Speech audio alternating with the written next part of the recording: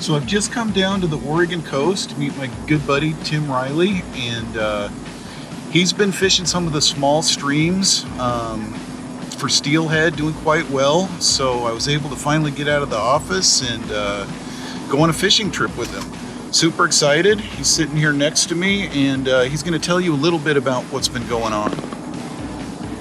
Yep, we've been up here fishing on the North Coast. It's been a very good season, been getting a lot of fish, so we're pretty excited about that. So when I drove in last night, boy, it was super foggy. We've had a bit of a weather change. About a week ago, we had heavy rain, snow, a little bit up higher in the mountains here on the coastal range. And now we've got a clear weather window, so weather's kind of warm and the stream should be dropping right into shape.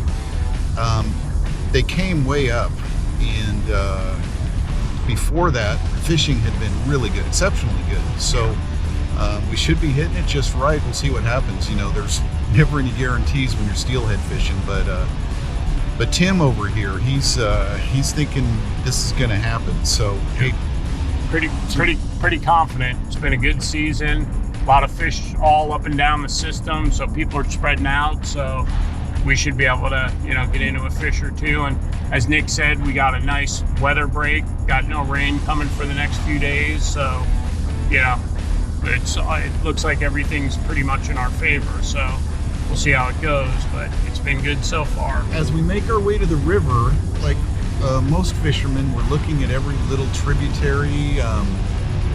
Going under the road, looking off bridges, looking to see how much water's coming off the hills here. Or at this point, we can only guess if the river's going to be in shape. So the anticipation is very high. Yeah. I really like kind of a lower, softer water conditions. Tim's real confident in higher water, so we're kind of going to see what things look like and then decide what kind of tackle we're going to use at that point. What do you think about that, Tim? Yeah, I think that's exactly right. Guys, the river dictates where you fish and what you fish with. So just because you caught 2 last week on a pink jig, when the water was lower and clearer, you get to the river and it's higher and a little pushy, you absolutely have to adjust your game to what you're doing, to what the river hands you on that given day. So the conversation on a trip like this, right before we get to the river, we start thinking about where are we going to fish. We're going to bank fish today, so we've got to think about the conditions, the run timing. So basically, we already know some accessible spots. So should we fish low in the system? Should we fish high in the system? Maybe bounce around? And try to figure out if fresh fish are still coming in or if we need to go upriver and kind of look for them. So it's kind of exciting to talk about it because we have no idea. It's a game time decision. It's a game time decision. We'll see what the conditions are, and that will dictate a lot of where you fish and actually what you fish with, depending on the watercolor. If it's clearer and good viz, you jig fish. Nick and I both like to jig fish quite a bit. If it's high and pushy, a bigger profile worm works well.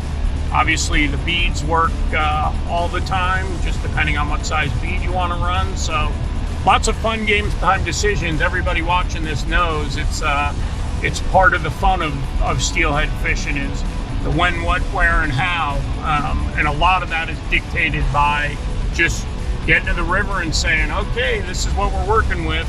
Now break that down into where do you go, then you break where do you go down into what are we going to fish with. Bigger profile, smaller profile, there's endless amounts of decisions to be made, but that's the fun of it, figuring them out.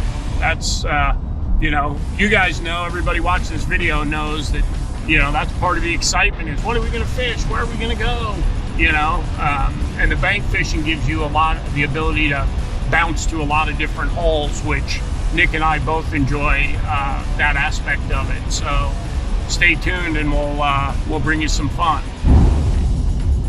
All right, now I'm excited. We just pulled over at a road hole, really popular spot, probably a point where they might plant some fish, and Lots of people out and fishing. Yeah. And we saw a fish on the bank, probably 5 or 6 different absolute chrome bright steelhead. Yeah. So that's what I like to see. It's been a few years since we've had runs like this.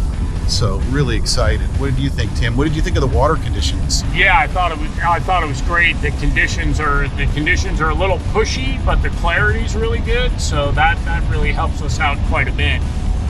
It also now dictates what we're going to fish with and where we're going to fish. So a big part of the puzzle is just sometimes stopping on a road hole like that really helps you, figure out before you get to where you're fishing. Now Nick and I know, okay, we should start with this. These are the holes we should fish because the river has now told us what we're working with. So, stay tuned and we'll show you some more of that. But we're excited. Looks really good.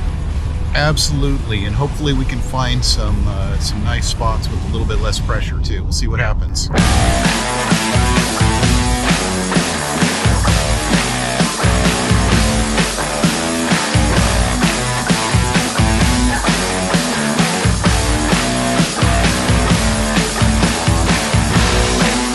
All right, guys, here's part of the excitement. The gear.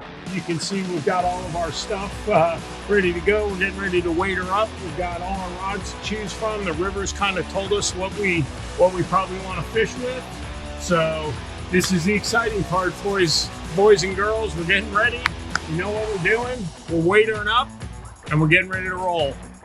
We just hiked down a trail. We're in a beautiful spot. Going to go try out the first spot. Yep.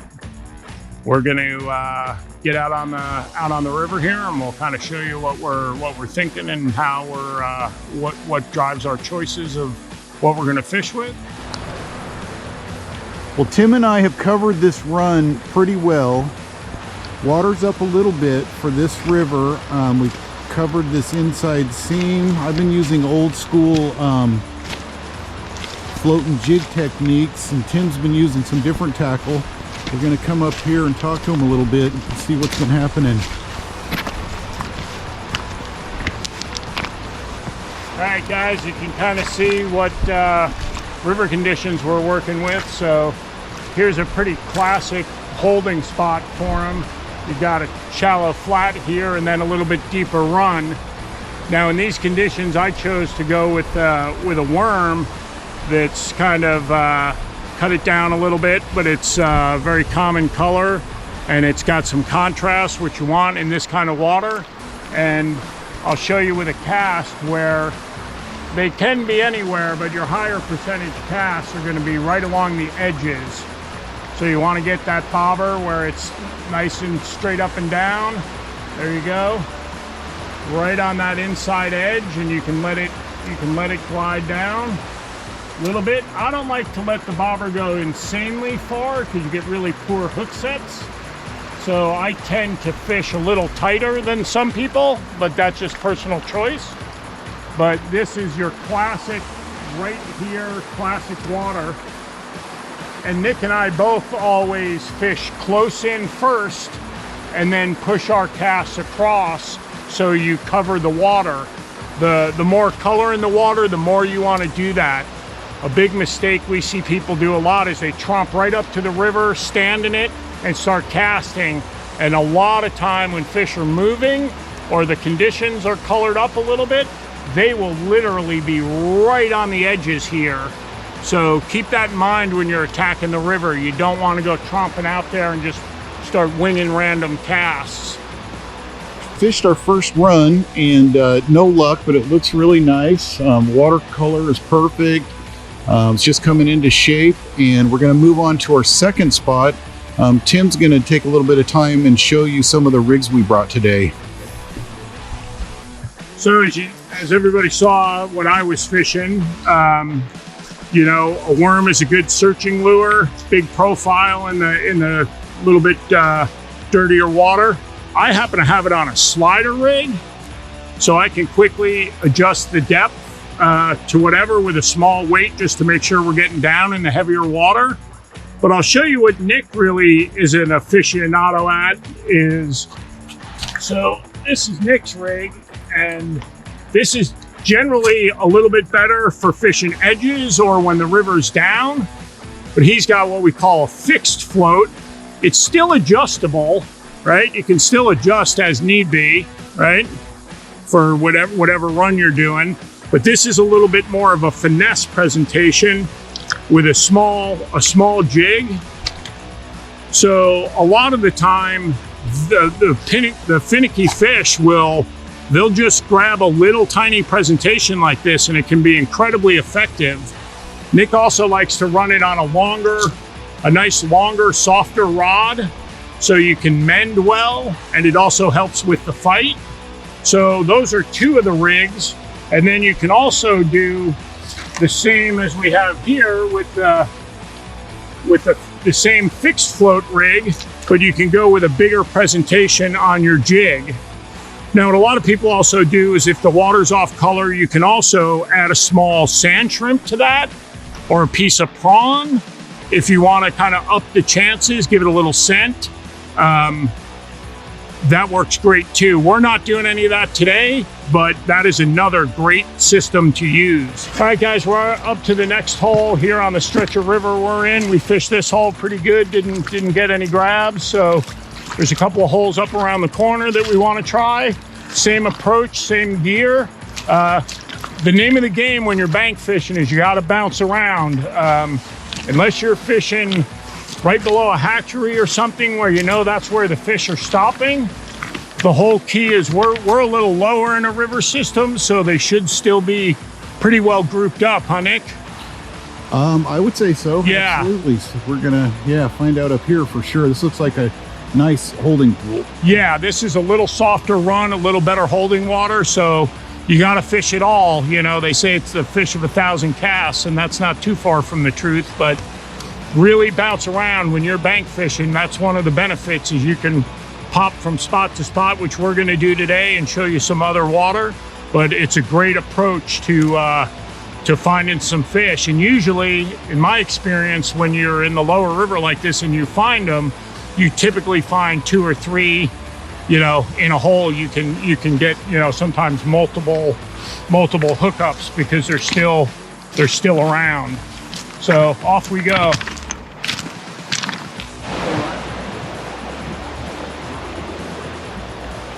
So what were you saying, Tim? I was just saying that I was surprised that there's not one hanging here, because there's a beautiful shelf right here. And even though the water's up, you want to remember that they'll use a shelf like that to block the current. So I don't know if you could tell on the video, but right here against the shore is a pretty nice little spot where it drops off of a flat into a deeper hole. And Nick and I were just discussing how, wow, we think there should be one holding right off this lip. So we've covered this this area pretty well. We've used some different methods. So what we're going to do is probably head out and look for a new spot. Now, one thing, when these conditions, there's probably moving fish, so it wouldn't surprise me at all if somebody came in here an hour or two later and they were able to find a nice little batch moving up the river. But anyway, what a beautiful place. We covered up there and worked all of these different seams and pockets and ledges. And we've approached it with, like Nick just mentioned, we've approached it with several different methods. You don't want to just do one thing all day. I'm actually throwing a bead now, but we've hit it with, Nick's fished it with jigs, I've fished it with the worms. Now we're giving the bead a try. So keep in mind, you got to be versatile when you're out here. That's a big part of it. Let's see that bead. Can you put it about a foot from the camera? Yep. So what is that? About how many millimeters? I think that's a 16 millimeter. A 16, and that's been a good one, right? Yeah, this has been a very good color with a mottled color to it. Yeah, it's been a good one. And in these conditions, you need a little bit bigger bead. You don't need a giant 20 mil, but yeah, I've caught several fish on this rig already this season here. All right, so we're bouncing to the next hole, and we wanted to show you the hike, which is, part of the fun of this kind of fishing.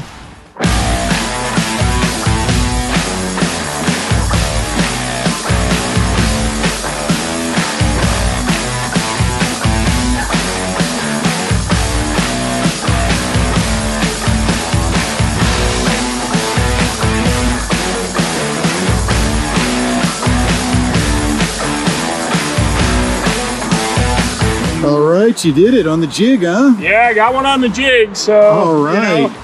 That just goes to show you why you gotta fish everything. We did worms, we did the beads. That's a beauty. Nice little hen. Do you want it? Absolutely. Yeah, why not? Yeah. Okay, I'm just gonna. Ooh. All right, guys. So we finally got one on the bank after a couple opportunities. This is a nice, as you can see, a nice hatchery fish, clear hatchery fish, no adipose. So these are designed for the angler to put and take. So Nick wanted to get some fresh fish. She's got nice skeins of eggs in her as well.